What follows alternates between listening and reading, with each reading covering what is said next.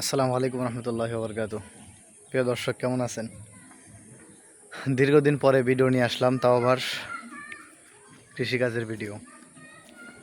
আলহামদুলিল্লাহ, মসজিদের মধ্যে আমি নতুন কাজ শুরু করেছি, অর্থাৎ কৃষিকাজ।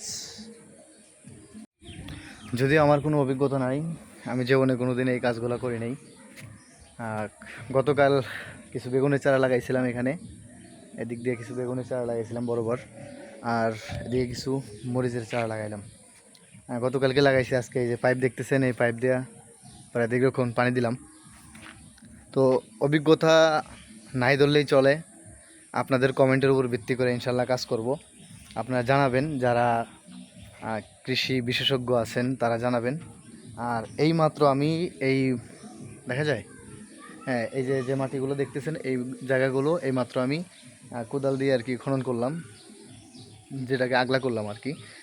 তো আমার কাছে পুঁই শাক, তারপরে কমলি শাক, ভেন্ডি, পেঁপের চারা, আর ডাঁটা, লাল শাক, এগুলো আছে।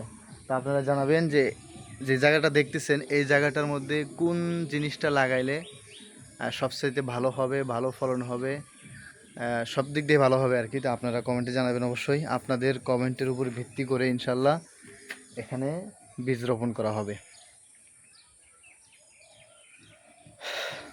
সকলে দোয়া করবেন।